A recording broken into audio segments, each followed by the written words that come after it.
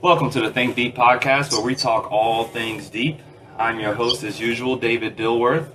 I have returning guest here, Steven Jensen, and a new guest here, Jason Goad. And basically, today, the theme is pretty much Cleveland. Jason, he is from Cleveland, the biggest Cleveland fan I know, one of the biggest sports minds that I know. Oh, yeah. And so I wanted to have him on the podcast because the biggest thing happening in the news right now is LeBron James. So, man, I got to hear your thoughts on LeBron, man. Yeah, pretty much we as Cleveland in general are super excited to have him back. Kind of the whole your hot girlfriend breaks up with you and you're mad at her, but now that she's back, there's no bitching about it. Big things are happening in Cleveland right now. Johnny Manziel, LeBron James. It's just a good time to be from the 216. The 216. Oh, man. You locals out there, you probably know what that is. I'm a 404 guy. ATL. Right. So, you been keeping up with this at all, Steven? Oh, yeah, for sure. For sure. I'm interested mainly because even though I don't follow them as closely, I've been a Timberwolves fan a long time because, that's where my dad's side of the family's from. And I have that whole Andrew Wiggins and Kevin Love thing has me really interested because Kevin Love isn't going to stay in Minnesota. I mean, if he does, it'll be one more year. They got to get rid of him. And they can get Andrew Wiggins, but I don't know if Cleveland's going to be I don't know if to them getting rid of Andrew Wiggins is worth it or not. So it's going to be interesting. See, I think it's coming down. I'm hearing trading Wiggins for Kevin Love. You being a Mr. All Things Cleveland, what would you like to see? It's pretty tough. There's a lot to be said when you can really walk out 4 number 1 draft picks on the floor in one night. LeBron James, Kyrie Irving, Anthony Bennett, Andrew Wiggins. That would be pretty amazing in itself. But you can't deny, really how amazing Kevin Love is. I know he's had some injury issues, but overall, the man is just a freak of nature, and it's a tough decision. In the news recently, they say, that the Cavs are looking at signing James Jones. They got Mike, what's his face? I forget. But I don't know. I would like to see them keep Wiggins. I'm interested in his potential. But, if you can get, Kevin Love in a trade and get him to commit to staying with Cleveland, I think you have a really good nucleus for winning some championships. And that's all Cleveland wants. We haven't had a championship since the early 50s, and, we need one right now. I think if you're Cleveland, you need to make the trade for Love because I think it was pretty telling that LeBron only signed a 2-year deal, so they need to win immediately. And I think Kevin Love gives them a better chance to win right now because he's an established all-star top level player. Wiggins is gonna be, I have no doubt about it. I think he's gonna be a really good player, but it might take him a few years. I think if LeBron would have signed for a longer amount of time, and he still might, he could definitely sign an extension, but I think he wants to come in and, the 2-year thing is the only thing that scares me about that. Well, so when I first heard that, I think I was in the same boat. I kind of jumped the gun because he broke our heart. I remember I was actually in Army training at the time, and, I knew in my deepest heart of hearts that LeBron James wasn't leaving. And, I remember waking up that morning and asking one of the officers what had happened. And, he said, LeBron's going to Miami with Dwayne Wade and Chris Bosh. And I didn't even believe it. It just really ripped everybody's hearts out. They were burning, jerseys in the city, tearing down the murals. Cleveland fans are probably the most loyal, some of the most devoted fans out there, but really, LeBron James is probably the most savvy business person in sports, and the reason why they say he took the 2-year deal was because there's new TV rights coming up in 2016, I believe, And so that will allow teams to spend more money on their max players. And that's where LeBron's really at. He's won his championships. He's given and sacrificed to win those. He wants to make his money now, and he knows now that people will come to play with him. So I'm not too worried about him leaving. He loves Akron more than anything. He would always say he's from Akron, not from Cleveland. So nothing against that, but I'm not too worried about LeBron going anywhere. He's a hometown guy, so we'll see where that leads us. But yeah, I see what you're saying with Kevin Love. I mean, if you put him on the team, right now, you got at least the Eastern Conference Finals team, and probably a good enough team to go up against anybody in the West. I think that with Kevin Love right now, with Kyrie Irving and obviously LeBron James, I'd pick them to be the favorite to win the NBA championship, like right now. But I mean, there's always going to be good teams, and the Spurs are always going to be right there and stuff. But like, that's either way though. I definitely hope LeBron stays. I wasn't one of those people that like completely hated. I mean, I wasn't. I'm not a fan of the Cavaliers, so it didn't hit me as hard. Mm-hmm. But I didn't really hate the guy for wanting to go win. I just think the way that he did it with like. It took less money. I love like Larry Bird always, and Jordan and them saying like, we don't want to play together. We want to beat each other. That I love that mindset, the competitiveness, but Miami will be interesting too, because they got Chris Bosh. I thought he was gone for sure. Now I said this on the last, podcast. What's that? I was just going to say, he's going to be the highest paid player in the NBA this year, Chris Bosh. Really? I didn't know that. Yeah, based on the way that like the whole thing is structured, the Heat are paying him to be the high. Kobe Bryant for the first time in like forever is going to be the second highest paid player to Chris Bosh. Well, to me, that all shows respect to my college team, Georgia Tech. That's a smart man, okay? Smart school. You see what I'm saying? All right, he figured that out. But on the last podcast, one of the things that I felt like, so we had Brett Burns on here, man. He's great mind when it comes to sports, and he's one of those self-proclaimed hater of LeBron and all things LeBron. And I was telling him that if you're a LeBron James hater, at this moment you have to be going through a mindfuck right now, because the cornerstone of his hate is about him with the decision, the way he went about it. Leaving Cleveland high and dry, not sticking to the home team, not trying that out, and the whole pageantry behind all of that. I don't think he could have handled this better. He didn't have a press conference. He just released a letter. To me, it sounded sincere. Read sincere on there, and it was some of the things that he said, it seemed like he matured. It was 4 years of what he would have went to college. It went to college if he did go to college, but he spent 4 years with Miami, and I think he kind of learned a lot about himself. And like now, if you're continuing to hate LeBron, I think you just pretty much just going to always hate him. Because it seems like expectations are kind of ridiculous. Like one of the main things that I hear is that, well, he only won 2 in Miami. Well, in the words of Pat Riley, these things are hard to win. He won 2 championships. I mean, we're comparing him to Jordan to get 7, but having 2, hey, that's a great feat to have. If he wins 1 in Cleveland, to me, he's a great. He's on that mountain just having 1 in Cleveland. He made it to the finals with Cleveland when it was just him. Right. I mean, he's a lot better now than he was when he left. And I mean, with the Heat, yeah, they're going to see the 2 championships. They made the finals all 4 years. I mean, like that alone. I mean, 4 championships would have been more powerful, obviously, but like you made it 4 years in a row. I mean, what else can you really ask for? All right. But I mean, I think they're going to get him back in Cleveland. He's just going to be a beast. Like, and he's still relatively young. I mean, he's in his prime. He's the man. Yeah. Right now, he's the man. I think. I think when he really left Cleveland, he was the villain of the NBA for like an entire year, and he played angry. I mean, you could see it on his face, his mannerisms. And LeBron's never been about that. LeBron has always kind of wanted to be liked and wanted to be seen in a good view in the public eye.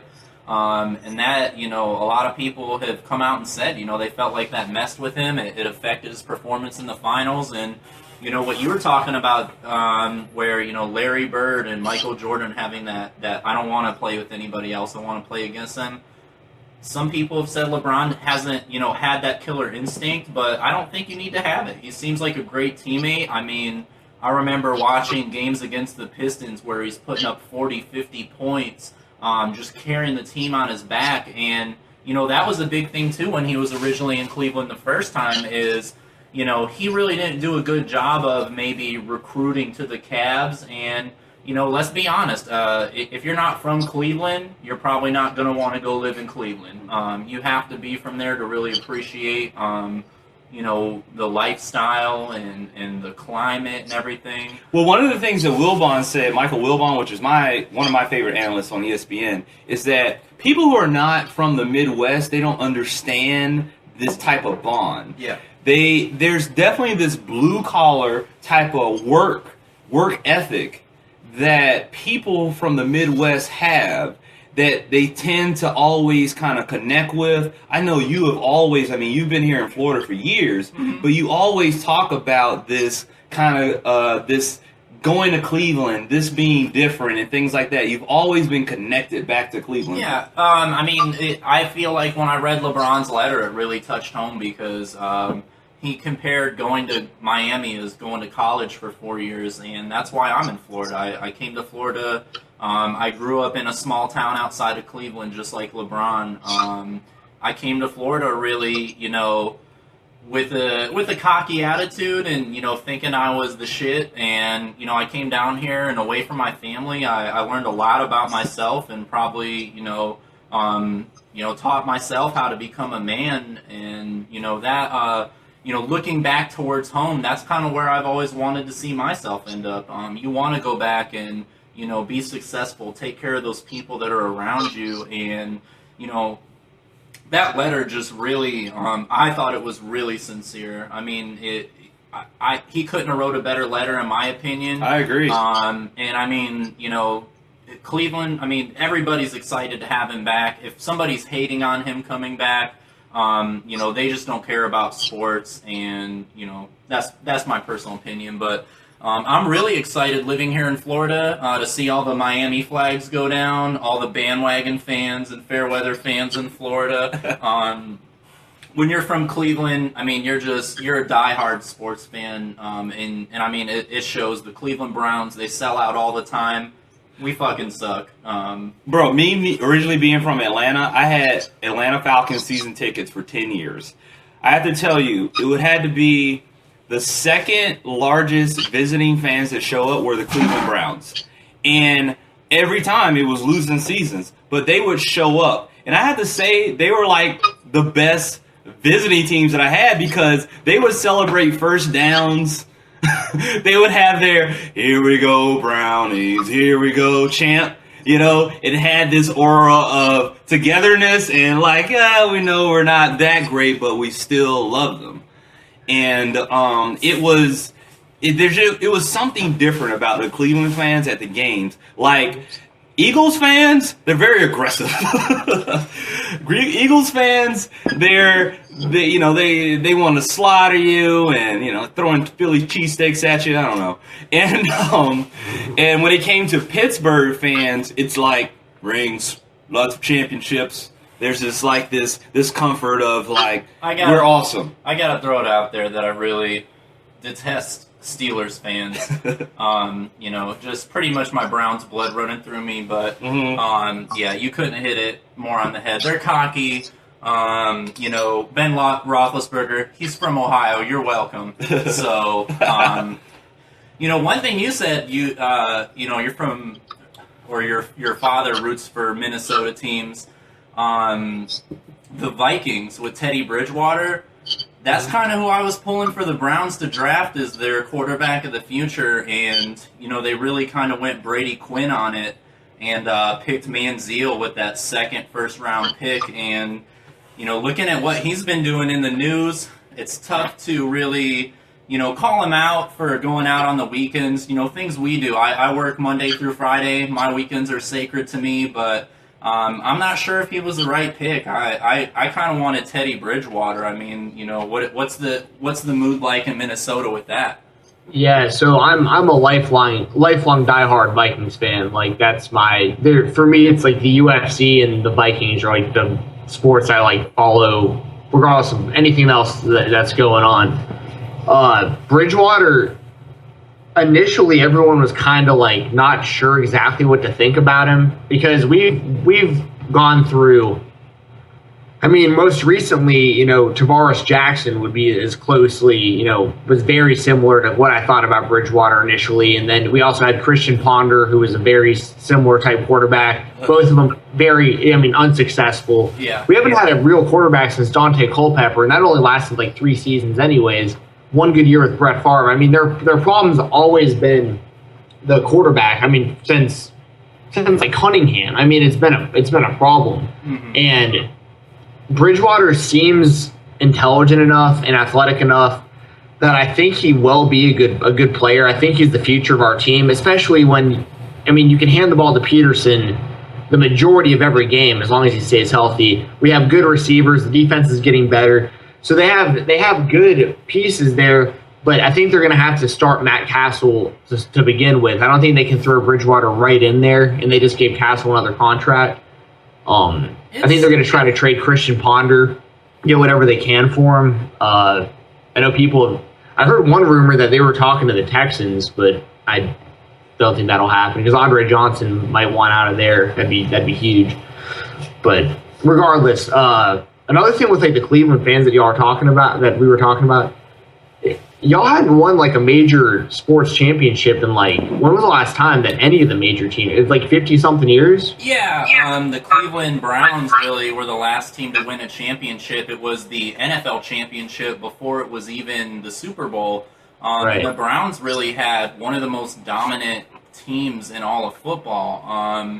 And, in the 40s, I believe the Indians won their World Series. And I've kind of grown up in a unique time. My uncle always had season tickets to Jacobs Field. I remember in '94 when that opened.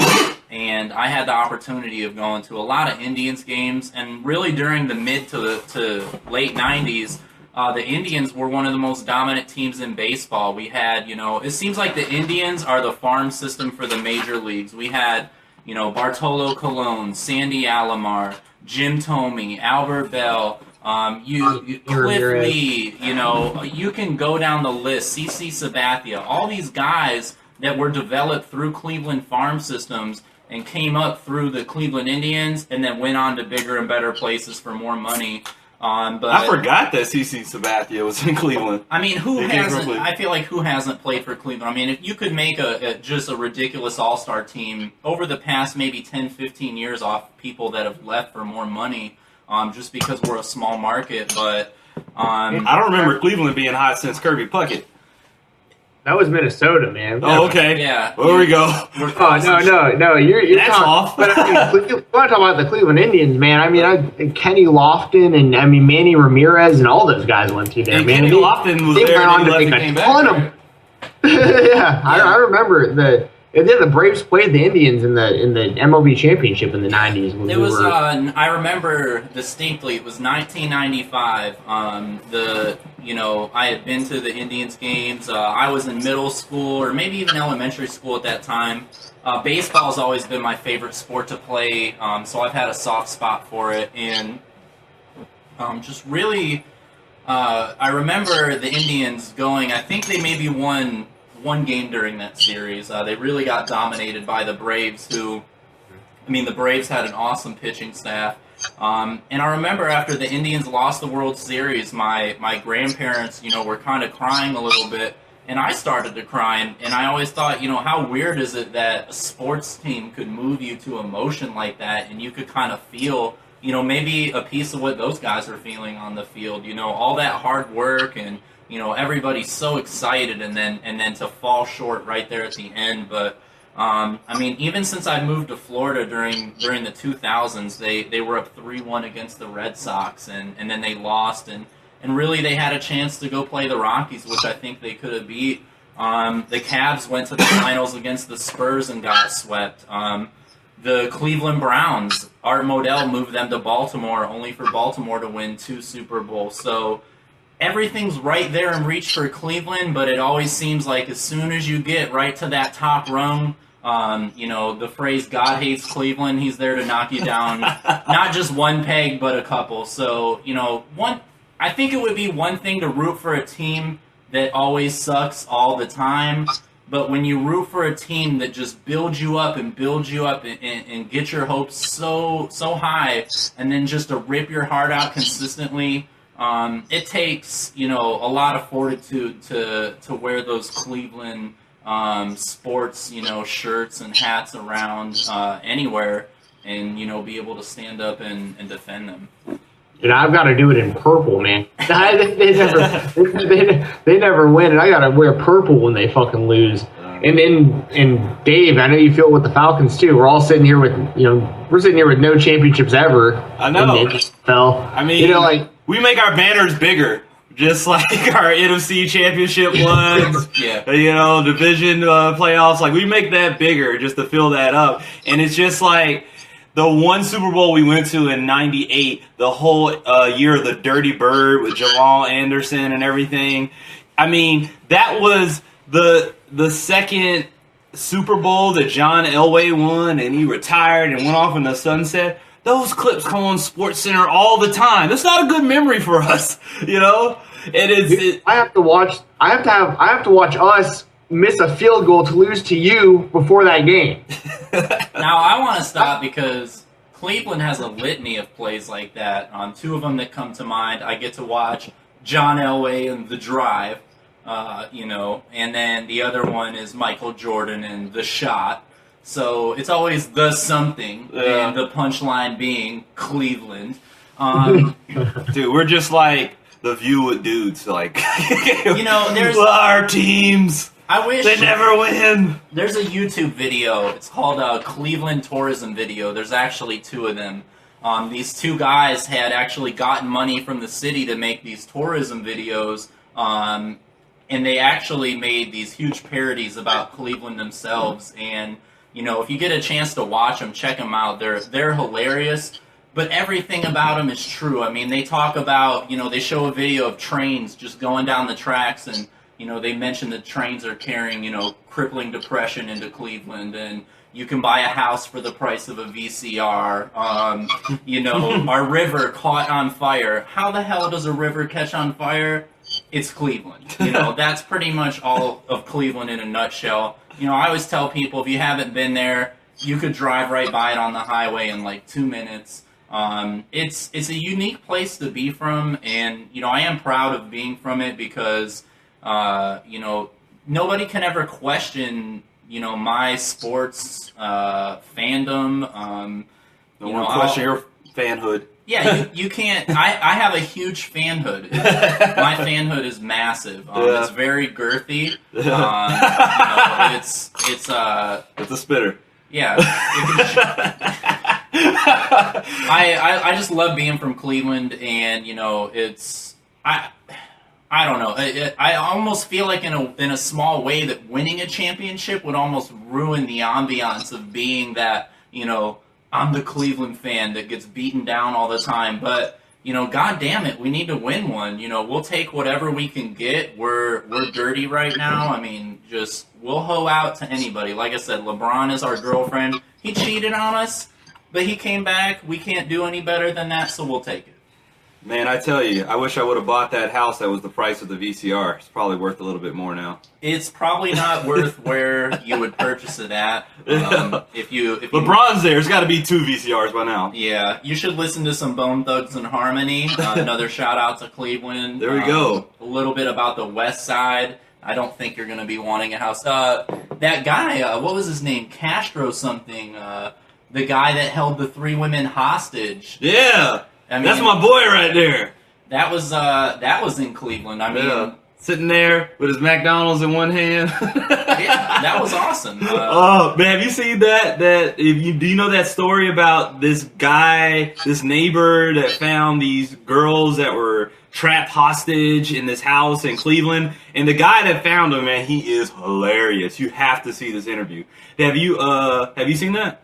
No, I haven't. Oh man, I gotta forward you that. This guy is comedy gold, okay? He stumps Anderson Cooper. Right. CNN. Like, this guy doesn't know what to say. This is probably one of the best just real conversations I've seen between just a regular-ass guy from Cleveland who, became a national hero, but, kind of just spoke his mind for who he was and wasn't jaded by being on a TV camera. That guy was 100% real. They have never dealt with... Anderson Cooper didn't know how to respond. He was like, I knew something was wrong when I saw 3 little white girls running up to me. That was hilarious. He was like, I was sitting there on the corner of the street with my McDonald's in one hand. This guy was great. Great. You have got to see this video. But at any rate here, another thing I know that we were kind of like talking about before was, did you happen to see the All-Star game, Steven? I didn't. I read a little bit about it, but I didn't watch it. Yeah, I saw the whole thing, I guess. There's a tribute to Derek Jeter, and he got 2 hits. And then there was the pitcher said, like, I kind of gave him some gimme, like on the first pitch, and then he retracted it after that. I want to say something. Mariano Rivera, I know last year, I believe it was last year, was his last year in the major leagues. Probably one of the greatest closers ever. And he had this whole farewell tour across the country where they gave him these gifts, this, and that. And I kind of felt, I don't remember, at least in my lifetime, a player going through that. Now Derek Jeter goes through it, They had like a 2-minute standing ovation. He's getting all these different... I know when he was in Cleveland, he got a rock and roll guitar with the Yankees pinstripes and his number on it. Mm-hmm. I'm kind of against sucking all these Yankee players' dicks. I'm going to say that. But, I ain't mad at you. I didn't know when this became a thing that, these players basically played one last year where they had this farewell tour where all the fans, golf clapped and, oh, yay, you were so great, you're the captain. But did they give it like cowboy boots? Yeah, Yankee stripes. Like, what the hell is he gonna do with that? I'm confused about it. But I heard about the controversy. Adam Wainwright for the National League, said he threw a couple down the pipe. Then he kind of had to come back and say, listen, I didn't really give him some gimmies, but if that's how you guys want to take it, I'll have to learn from the way I talk. And I think Derek Jeter made a great point. He's like, I still have to hit the ball. And I don't know if you guys have played baseball that much, but, hitting in baseball is pretty damn hard. I imagine from a major league pitcher, it's damn near impossible. So I know he went 2 for 2, had a pretty good game. Wasn't obviously the MVP, but, Derek Jeter, I really could care less. Come on, he's Mr. October. ESPN tells you he's important. Yeah, I think I agree with you, but I also think it's like the reason we're seeing it now is because, well, one thing, it's marketing, obviously. Like, they're putting out all these commercials. They're going to sell, or if they haven't already, so much goodbye Derek Jeter merchandise. I mean, they're it's not like they have trouble selling tickets. Farewell, yet, but yeah, and the other thing is, these guys, like, I'll give them credit in this sense. At least they're hanging it up like on their own terms and like letting everyone know ahead of time, look, this is the last time you're going to be able to see me play, because we see everyone else try to play way too late and they start ruining their legacies and they have to retire because of injuries. Like, Ken Griffey Jr. was like falling asleep in the locker room during games, like towards the end of his career. You know what I mean? And I'm like, he just like retires like in the off season. I just can't come back next year. I would have rather seen like Griffey, like a childhood like icon, have something like this if I had had the chance to see something like that, like a Griffey tour. I would love Griffey. I mean, that guy has one of probably the coolest swings I've ever seen in baseball. Best one ever. That looping, home run hitting. I mean, Ken Griffey Jr. is amazing. I think it's sad that his career got cut short. But I get where you're coming from on that. You know, it is kind of cool. And I feel like a neat thing about it, too, is that when you go through all this farewell tour bullshit, you're pretty much closing the door on you ever getting to come back anyways. Because now you kind of look like a tool if you come back.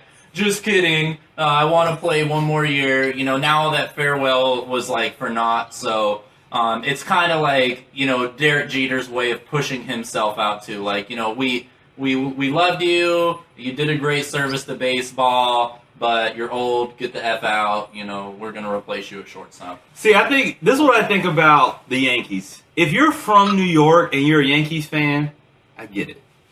But if you're not from New York, for me, rooting for the Yankees is like rooting for Enron. Like, to me, baseball is the definition of, you know, I'm a firm believer and I like capitalism, but it shows the downside of capitalism when you can just pick out people from Cleveland, put them on your team, and pay the most money. And this is what I think about football. Like, football to me is socialism because everybody gets the same amount of money. Mm-hmm. It's this system of where you get the same amount of money. If you want to spend a lot on one player, everybody else may suck.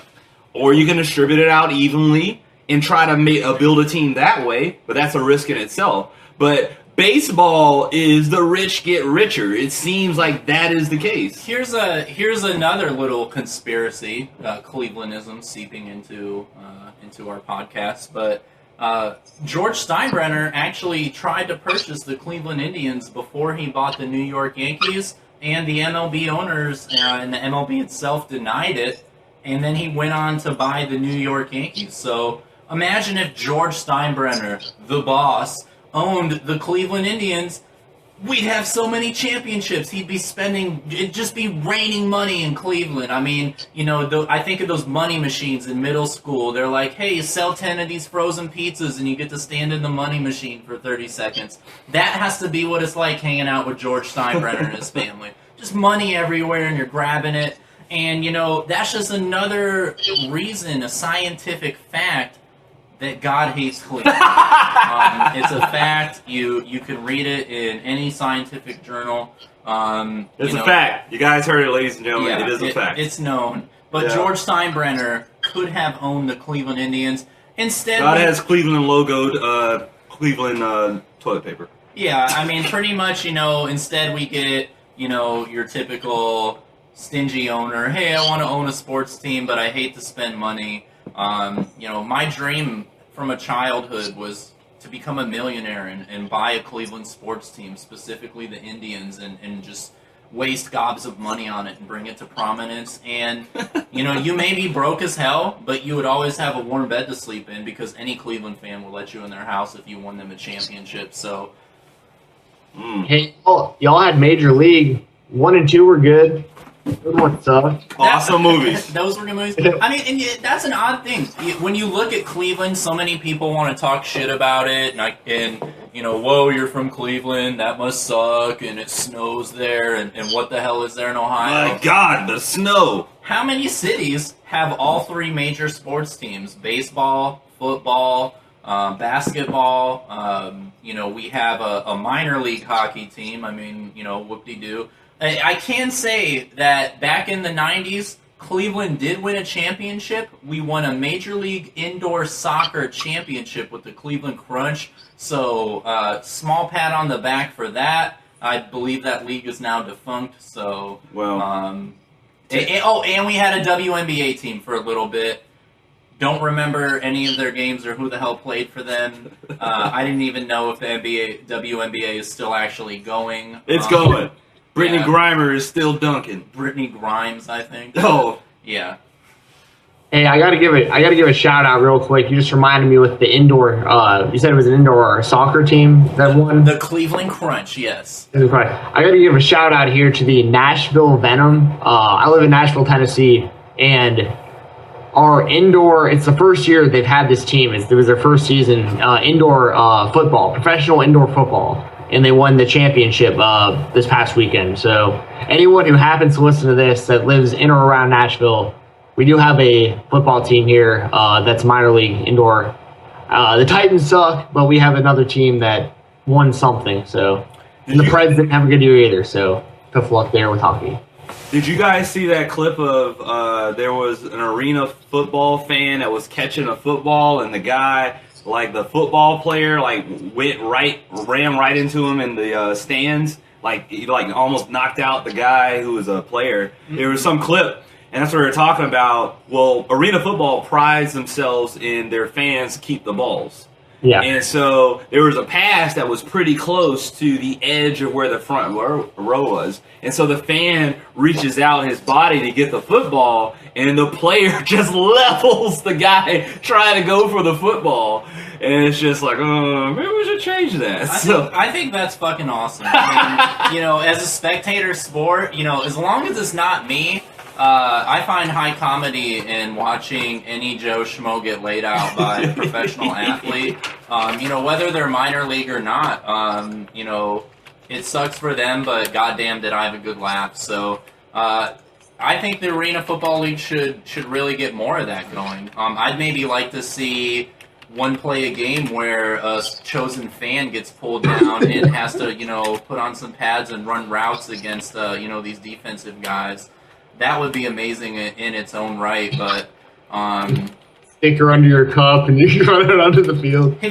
I've seen these. I think there was a TV show called Joe's vs. Pros or something. Yeah, and these like fat fucking guys that sit in the bar all day and bitch out refs. They have to take a football and try and run like a 10-yard touchdown run, and then they get lit up by dudes like Jadeveon Clowney. Just it's hilarious. Yeah. Hey. It's like your PE coaches in high school. I played a little high school football. I mean, to me, it's really the quintessential, jock versus nerd type scenario. You're in high school, the jock, the big cocky guy, he's huge, he's got all the bitches, and the nerd tries to step to him in the hallway, and he just shoves him, right into the locker, gives him a wedgie. It's classic comedy, I think, in all-American lifestyle. So I would love to see more of that in arena football. I'd like to see that in the NFL. I mean, goddamn, that would be hilarious. That would be a great halftime show. I'm all for it, Dave. I think you could really be the first guinea pig for that. I'm not gonna volunteer myself. I'm too scrawny, but go have fun with it. It would be awesome.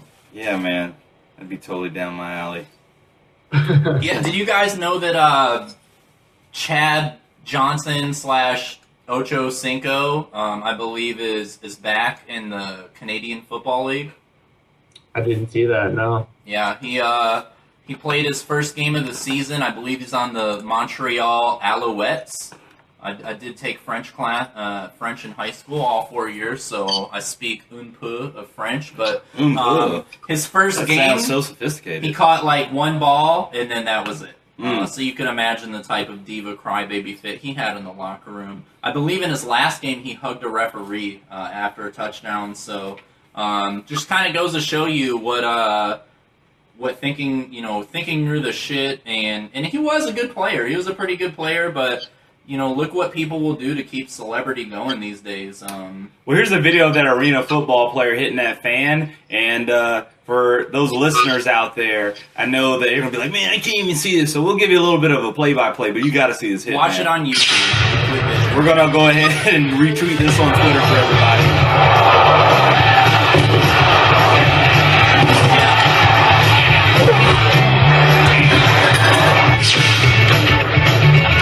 I don't think this is it, but this is still cool. We're just watching players go in the stands. There's a fan there. You know what? I like it. Yeah, I say don't change the rule. Let it play. You want to reach out and be dumb enough to get hit? Go right ahead. It's part of the experience. I always thought the wall was out of bounds in arena football, so it's like, if you lean over and catch it, it's good. But if you're tackled into the wall, you're down. Yeah, and I also see a quick little clip for the Lingerie Football League, which makes me want to give a shout out to our boy Ryan Sockel, who is dating a girl who played in the Lingerie Football League. I mean, what a great idea. Women in lingerie playing contact sports. I think there's no better time to be a man, than right now. Maybe I'm wrong. Maybe I'm wrong. I do watch Mad Men occasionally, and it would be, I'm actually gonna keep my mouth shut. I don't need to offend any female listeners. I think now's a great time to be a man, and I think women can appreciate the lingerie football league too. Shout out to the women that love women. I think I love sports. I mean, think about it. The Olympics, gladiators. Sports is a recurring theme over thousands and thousands of years. I mean, in the medieval times, we had jousting and dudes beating each other with maces and heavy swords. What's more primal than two human beings, physically challenging each other to see, who comes out on top, who's the best? Well, check out the UFC if you don't already. They got women fighting each other, and it's fucking awesome. Yo, Ronda Rousey, I mean, can we just let her fight against the men, please? Because she kicks literally every female's ass. I think I saw her average win time is like a minute and 30 seconds. She's the Mike Tyson of women, and she always wins by armbar. No, she doesn't always win by armbar. She won Except her for the first, last one. Yeah. Huh? Her first 7 fights she won by armbar, but her last, all right, I will say this though. So, with Ronda Rousey, her total fight time, she's had 11 fights, I think, at this point. Yeah, total of 24 minutes. That's total. That's 2 minutes a fight. Yeah, Isn't a round longer than that? She's what's that? How long is a typical round in the UFC? Each round is 5 minutes. So she's winning basically every fight in one round. Yeah, only one has gotten past the first round, and that was ended in the second round. Wow. Yeah, she's a beast.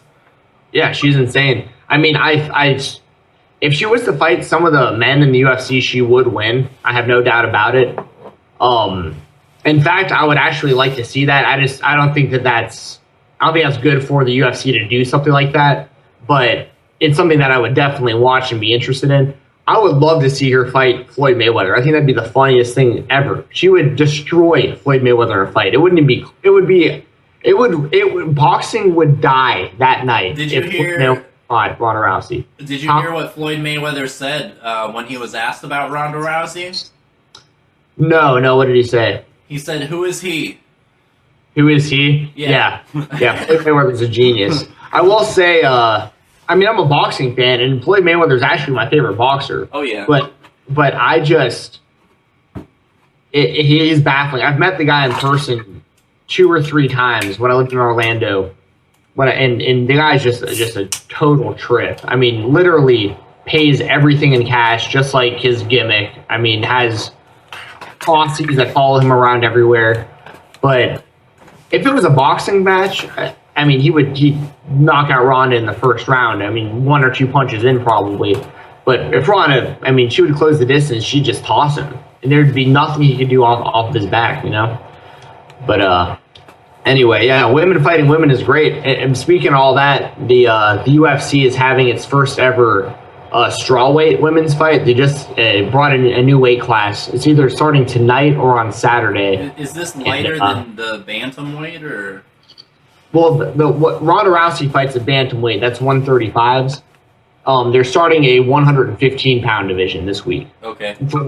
And what's really cool is the next season of The Ultimate Fighter is going to be all 115-pound women, and the winner of The Ultimate Fighter becomes the first ever champion in the UFC. So, the tournament is for the first championship, which is pretty cool.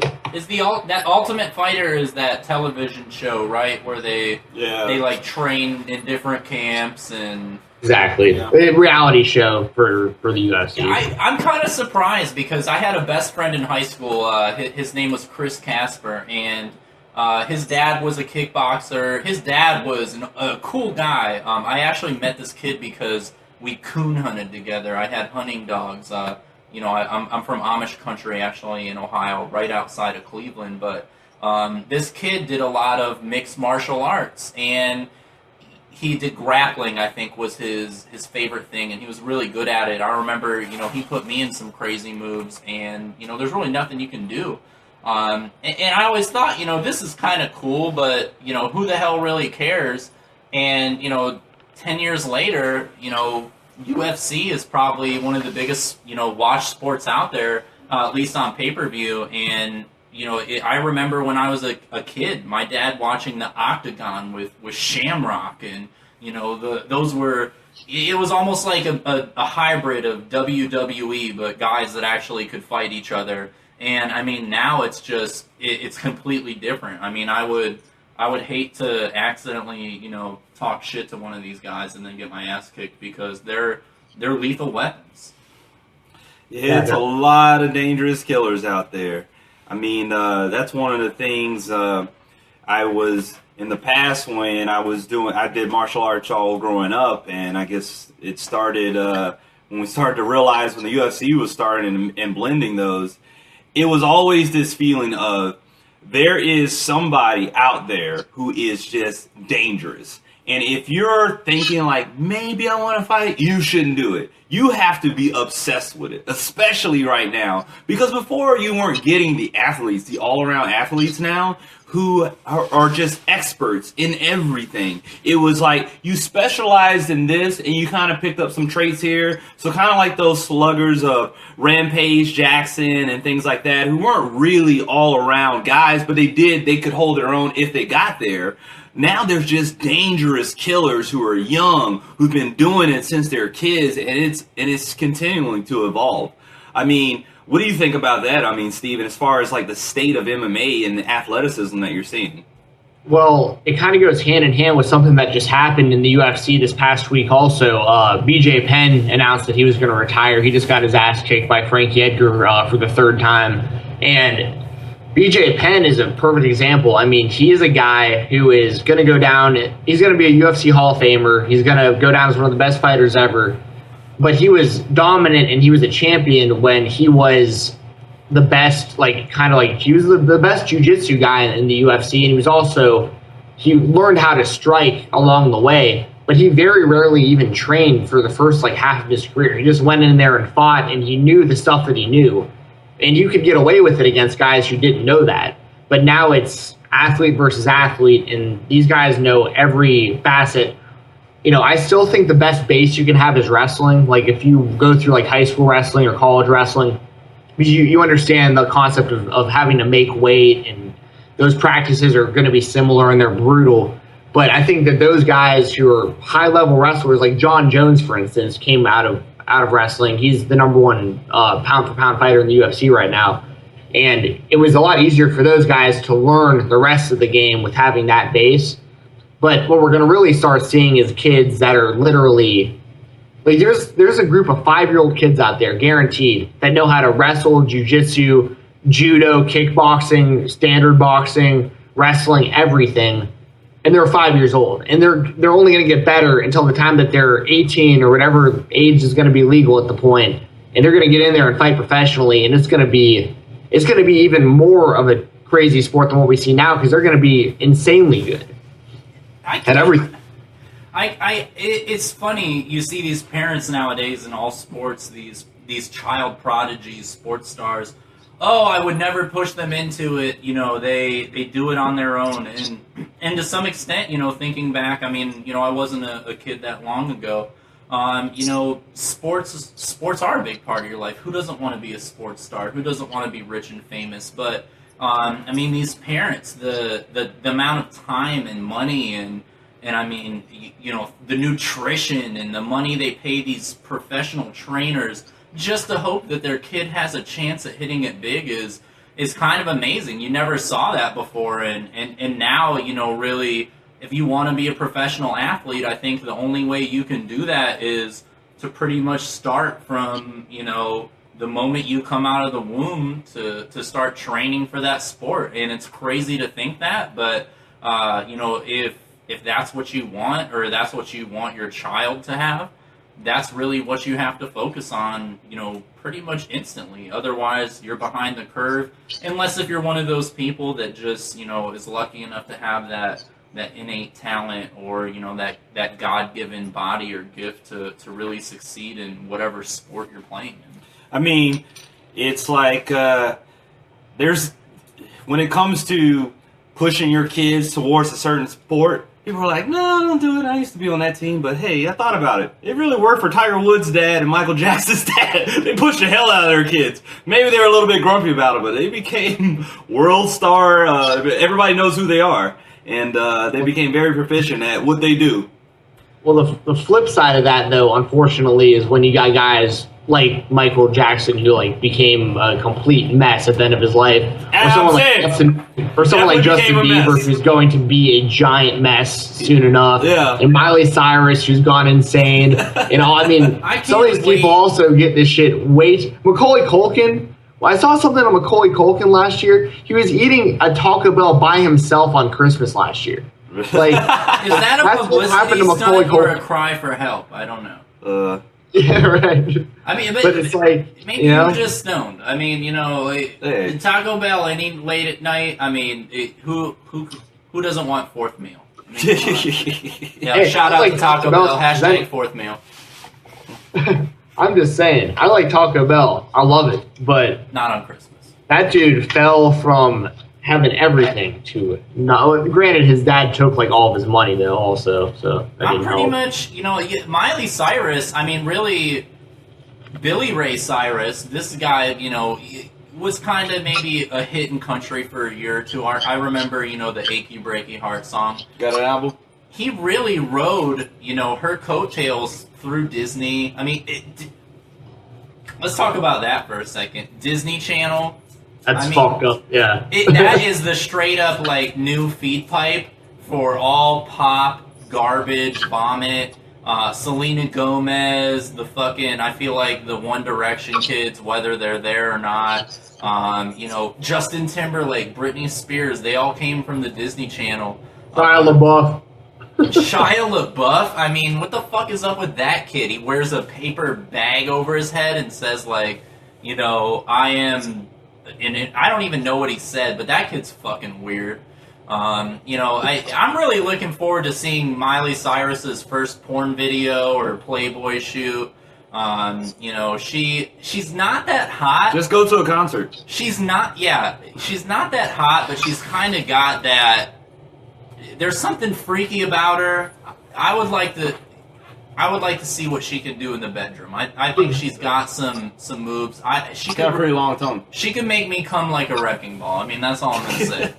Yeah, I mean, her and Justin Bieber look like the same person. It's fucking weird. But Miley Cyrus rides inflatable dicks on stage now. It's part of her act. Yeah. I mean, she's probably fucking phenomenal in bed. I'm sure. That's another thing. I mean, it cracks me up because when they're on the Disney Channel, they're chastity and being such a good moral person, and as soon as that's kind of I think when I'm a parent, I'm gonna kind of do what my parents did. Let my kid make their own decisions, and I think you can have better luck with that because maybe it's just a rebound of repression, kind of like a Catholic school. Well, that's what I'm saying. Yeah, she was. You got to wear this promise ring, and you can't have sex. Mm-hmm. As soon as she gets off the Disney Channel contract, fuck that. She's riding foam fingers. Trying to bang. Robin Thicke on stage. Now he's begging for his wife back.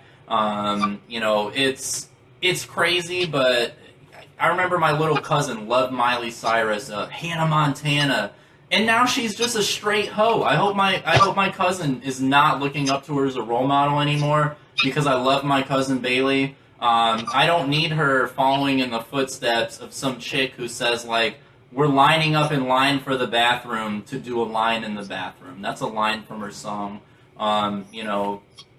Yeah. Well, I say that we're going to wrap it up there with Miley Cyrus because when we get close to an hour, we turn into a pumpkin. Came in like a wrecking ball. All right, then. So Jason closing us out with some tunes there. So I just want to first kind of get to my favorite part of the show is the shout-outs there. And as far as We have a couple of new people that have joined as far as following us on Twitter with the ThinkDeep podcast. And we have Gina Vision at GANJAVISION. Timeout is gone. And Miley is here at Love Kitty. And then we have Keith Myers here at Keith Myers. If you can follow him. And we have Christina Mai at Holistic Vanity and B West. Also, want to make sure we give a plug out to Steven's YouTube channel. You can follow him at Now World Order and his YouTube channel. Where can they find you at, bro? Yeah, it's at now_world_order, spelled at NOW_WORLD_ORDER. It's the same on YouTube and Twitter. So follow me on Twitter and subscribe to my YouTube. Well, at the we're going to make sure that we get that last podcast uploaded on YouTube. This is actually, Steven had another one there. I didn't load it up on YouTube yet. There's something with the whole upload on there. It takes forever on YouTube. I'm going to find a way to compress it better. But you can also see us on the YouTube channel, and it's Think Deep Podcast. And remember, we do this for the fans here. If you like the podcast, please retweet it out. Bro, we really liked having Jason on here, and we would love to have you back, man. You got anything to plug? I mean, pretty much I'm going to throw it out there. I work for Sprint, so, come to your nearest Sprint store, especially if you're in Altamont Springs, Florida, and see me. But, I'm not on Twitter. Maybe I should get on Twitter now. You got to get on Twitter, man. You're a national at this, man. Yeah. We got a lot of Cleveland fans listening, too. Yeah, give out some hometown Cleveland stuff. Shout that out. Let me get some quick shout outs. I'm going to give a shout out to the 216 and the 440. All my homies down at Cedar Point riding the Top Thrill Dragster. What you know about that? Cleveland Browns fans, Johnny Manziel, if you're out there, let's meet up sometime. We can be Instagram homeboys. And, just pretty much anybody out there that's watching this podcast, we appreciate it. I know David puts a lot of hard work into this, and I did want to make a correction, David. It's Ganja Vision. They are the nation's premier online television network for marijuana-related news and entertainment. So I want to give them the proper shout-out. But yeah, I appreciate you guys having me on the podcast. I would love to be back on it. And I have a lot of things interesting to talk about. So it was awesome being on. This is my first podcast ever, and I appreciate it, man. It's awesome. All right, man. We love having you on. Steven, got any final words? Yeah, I always try to plug wrestling or MMA or something at the end. Watch WWE Battleground on pay-per-view or the WWE Network this Sunday. Check it out and be good. All right, guys. Well, that's it. And we'll have another one uploaded on Monday. And please keep following and listening to the podcast. And we're out.